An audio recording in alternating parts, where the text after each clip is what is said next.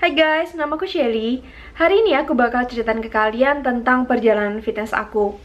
Gimana aku dulunya dari kayak gini, jadi kayak gini. Sebenarnya aku gak nyangka banget hari ini aku beneran bikin video ini. Karena sebagian besar dari teman-teman aku gak pernah tahu kalau aku dulu pernah segendut itu. Tapi tujuan aku bikin video ini bukan untuk pamer sekurus apa aku sekarang, atau sefit apa aku sekarang. Tapi yang aku pengen ngomong ke kalian, aku sekarang beneran happy dengan keadaanku sekarang. Semoga setelah lihat video ini, kalian termotivasi untuk menjalankan diet secara sehat dan olahraga secara rutin. Oke, let's get started! Aku anak kedua dari 4 bersaudara. Dari kecil, aku memiliki bentuk tubuh yang pendek dan terbilang kurus. Kata mama, aku waktu kecil gak doyan makan dan suka pilih-pilih makanan. Aku anak yang sangat aktif dari kecil. Aku suka berlari, aku suka main di luar, aku suka kejar-kejaran, dan aku nakal banget dulu. Kata mama papa, aku suka memanjat jendela rumah dan bergelantungan di jendela dan tiang. Semakin aku besar, pertumbuhanku mulai terlampaui adik perempuanku yang lebih muda 2 tahun dari aku. Beda sama aku, adik perempuanku ini lebih doyan makan. Walau aku kecil gak doyan makan nasi, tapi aku doyan minum kuah dan makan makanan ringan kayak ciki, Cheetos, dan biskuit-biskuit lainnya. Karena frekuensi aktivitasku yang banyak dan asupan makanku dikit banget, aku jadi kurus banget. Sampai akhirnya aku mulai sadar kalau aku lebih pendek daripada teman-temanku sekitar. Aku mulai mencari-cari tahu, kenapa sih aku kok bisa pendek? Mama mulai memberi aku obat-obatan Cina agar aku tumbuh lebih tinggi. Aku juga mulai rajin ikut les renang dan ikut basket. Tapi saat itu aku cuma merasa kalau aku terlalu kurus. Sejak itu aku mulai berusaha makan lebih banyak dari biasanya dan mengurangi konsumsi makanan kuah. Tapi sampai di SMA, aktivitasku malah semakin banyak.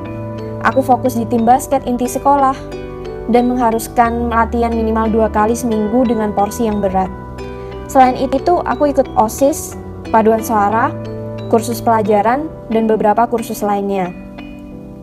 Di situ aku mulai mengerti makanan mana yang enak dan enggak. Aku gak pernah membatasi diriku makan apa aja. Walaupun makanku memang gak banyak, tapi aku merasa pipiku saat itu makin tembem. Dan saat di SMA tahun terakhir, aku mulai membulat. Akhirnya, aku memutuskan untuk diet untuk pertama kalinya. Aku mulai mendengar diet mayo. Beberapa dari kalian mungkin pernah dengar tentang diet mayo ini. Jadi dalam 14 hari sudah ditentukan menunya dengan makanan yang minim banget tanpa gula, garam, dan minyak. Beratku turun menjadi 41-42 kilo saat aku melanjutkan studiku ke Taiwan. Aku sudah sangat puas dengan beratku saat itu. Tapi normal sekali pada saat kalian baru sampai di negara baru, pasti kalian pengen coba makanan ini itu. Di Taiwan, satu porsi makanan normal itu besar banget.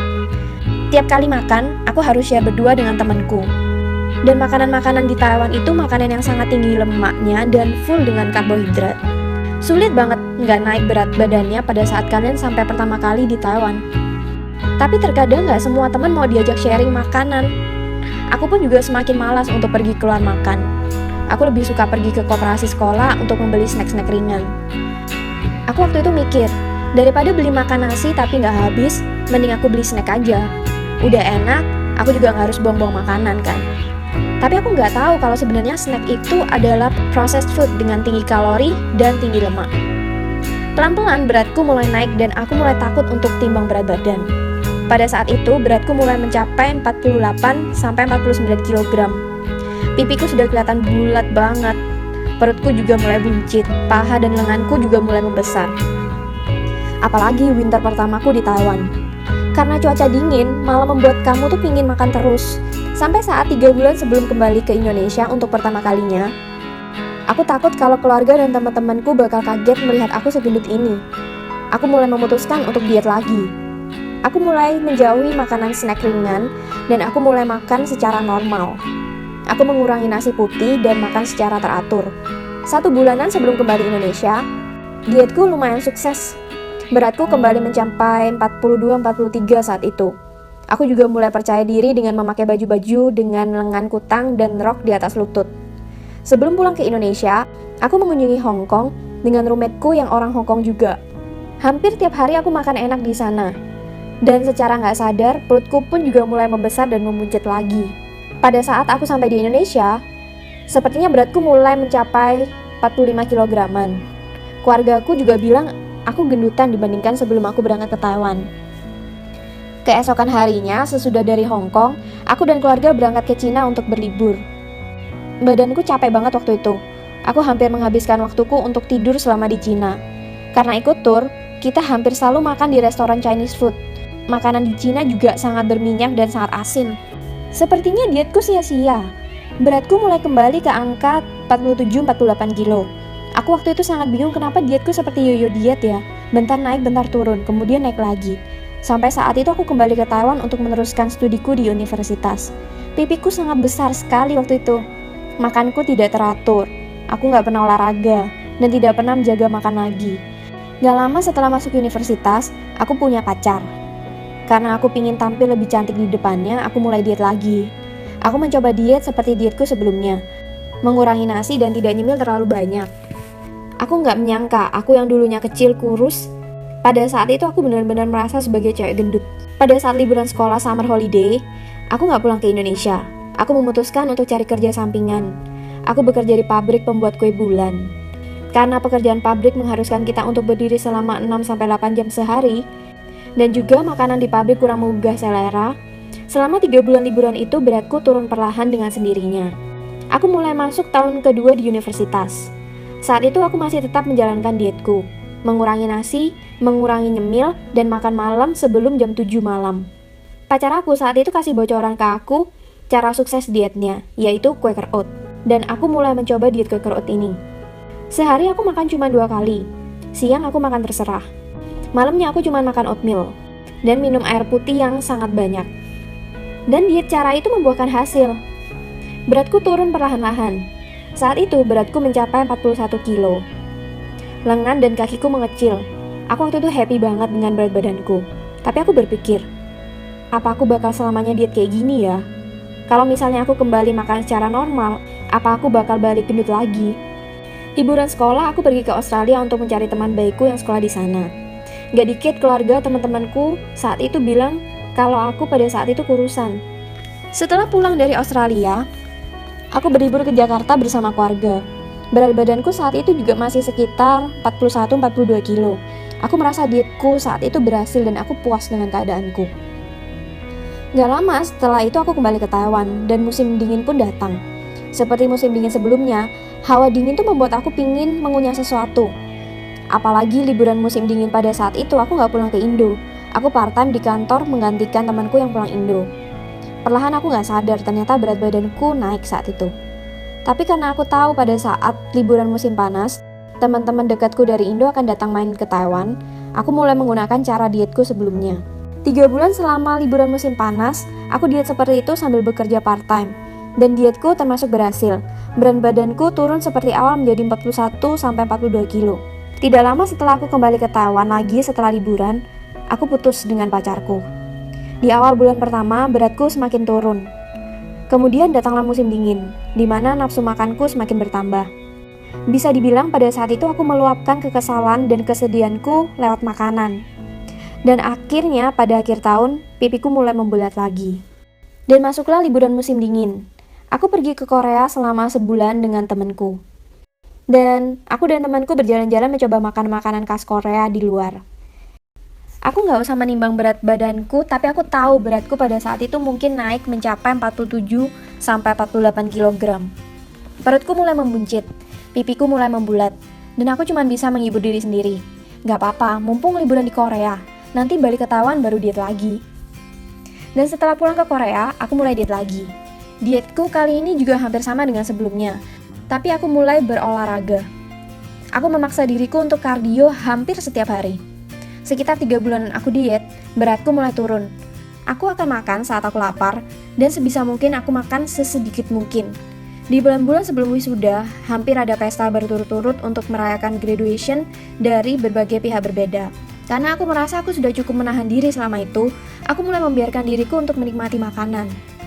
Tapi karena aku merasa bersalah setelah aku makan banyak, aku melampiaskannya dengan kardio, lari sekuat mungkin. Di foto ini, koko aku bilang kalau otot kakiku sudah melebihi normal. Mungkin karena aku terlalu fokus olahraga di kaki dan kardio yang membuat otot muscleku tidak seimbang. Tapi juga karena dietku yang tidak sehat ini, aku juga dengan gampang kembali gendut.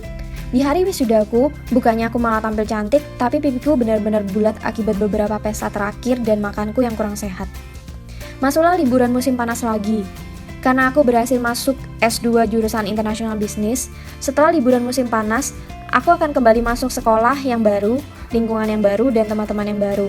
Aku pingin saat tahun pelajaran baru, aku terlihat slim. Jadi aku mulai memutuskan di liburan musim panas itu, aku menjalankan diet lagi. Aku makan siang oat, dan makan malam aku mengikuti diet mayo. Aku menggunakan waktu liburan musim panas untuk bekerja paruh waktu dan aku diterima kerja di Giordano. Musim panas berakhir, berat badanku mencapai 40-41 kg. Dietku sukses, tapi aku merasa perutku belum flat, dan aku lemes sekali saat itu.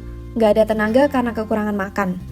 Berapa bulan setelah masuk S2, aku punya pacar. Karena cowokku ini mulai masuk dunia fitness hampir 2 tahun lebih, dia menyemangati aku untuk ikut gym. Tapi aku selalu menolak, karena aku merasa cewek berotot itu gak cantik. Karena pola makanku kembali seperti normal, aku makan mulai biasa, dan beberapa kali aku makan yang gak sehat. Musim dingin datang, dan pipiku mulai kembali bulat lagi. Sampai aku mulai memutuskan untuk mencoba nasihat cowokku saat itu. Mencoba masuk dunia fitness. Cowokku mulai mengajari beberapa gerakan simpel dan aku mulai mengikutinya. Cowokku saat itu juga memberi arahan bahwa protein itu sangat penting. Jadi aku mulai makan makanan yang mengandung tinggi protein. Fitness beberapa bulan pertama, beratku naik menjadi 46 kilo. Dan aku nggak tahu apa yang terjadi dengan tubuhku. Aku mengira ini adalah efek sementara. Oh, karena berat muscleku saat itu sedang bertambah. Tetapi lemakku belum terbakar. Tapi sebenarnya pola makanku saat itu tuh nggak bener. Aku merasa muscleku memang mulai bertambah, tapi badanku menjadi lebih besar dari sebelumnya. Lenganku membesar, kakiku membesar. Sampailah musim dingin dan aku memutuskan untuk pulang ke Indonesia untuk berlibur. Karena selama libur musim dingin, aku juga tidak ada aktivitas apapun, aku memutuskan untuk daftar gym dan mengikuti program personal trainer. Karena aku terlalu terpatok dengan timbangan berat badan, aku ingin mempercepat proses penurunan berat badanku. Selama mengikuti program PT, aku diet apel. Aku hanya makan apel seharian. Berat badanku sempat turun saat itu. Setelah kembali ke Taiwan, aku mulai mempelajari mengenai makronutrien. Mana makanan yang baik, mana yang enggak. Setiap pagi aku hampir membuka YouTube mencari source-source yang terkait. Aku memperkaya knowledge-ku tentang nutrisi penting dalam tubuh, makanan apa yang bernutrisi tinggi, dan bagaimana mengaplikasinya dalam tubuh agar mendapatkan hasil yang dapat menurunkan lemak dalam tubuh. Aku juga mulai rajin dan rutin untuk pergi ke gym. Aku akan selalu menyempatkan diriku untuk pergi ke gym 3-4 kali seminggu dan dimanapun. Saat sekolah, liburan, dan di tengah aktivitas kesibukanku. Gak sedikit gym umum di Taipei yang aku pernah coba. Dan hasilnya benar-benar memuaskan. Aku merasa lebih fit daripada dulu. Lemakku pun juga mulai berkurang. Berat badanku juga kembali mencapai 42-43 kilo. Dan pipiku gak sebulat dulu lagi. Aku merasa happy dengan makanan yang aku makan setiap hari. Dan dengan keadaan tubuhku. Aku juga membiarkan tubuhku untuk makan cheat meal 1-2 kali seminggu. Aku gak berhenti untuk mencari source-source di internet dan di luar. Aku terus memperkaya diri dengan knowledge tentang fitness dan healthy eating. Alhasil pada saat aku kembali makan normal, tubuhku akan mengantisipasi dirinya agar bisa survive pada saat aku nantinya akan diet lagi. Dan itu akibatnya kenapa orang gampang kembali gendut lagi. Karena mereka diet dengan cara yang gak benar. Aku bersyukur aku bisa sampai di keadaan ini. Aku happy saat berolahraga, dan aku happy saat aku makan. Aku gak pernah skip any meal sekarang. Aku selalu memastikan makananku penuh dengan tinggi nutrisi, dan membuat aku gak gampang lapar. Dan cerita fitnessku ini bukan ending dari segalanya. Tetapi setiap hari adalah start baru bagiku. Setiap hari aku akan belajar lagi dan memperkaya knowledge-ku. Aku ingin men-sharing ini ke cewek-cewek atau orang-orang yang ingin mendapatkan tubuh yang fit. Bahwa kalian gak harus starving yourself kalau kalian ingin dapat tubuh yang ideal. Yang paling penting adalah makan secara benar dan olahraga secara teratur. Dan bukan bagaimana orang menilai tubuh kalian, tapi kamu sendiri yang mendefinisikan tubuh kamu sendiri. Semoga kalian suka sama video ini. Aku berharap dengan adanya video ini bisa memotivasi kalian. Kalau kalian suka sama video ini, jangan lupa give me thumbs up. Dan welcome banget buat kalian kalau kalian pengen share video ini ke teman-teman sekitar untuk memotivasi mereka. Kalau kalian ada pertanyaan atau kalian pengen share pengalaman dengan aku atau just say hi, just comment below. Aku bakal senang banget dengar feedback dari kalian.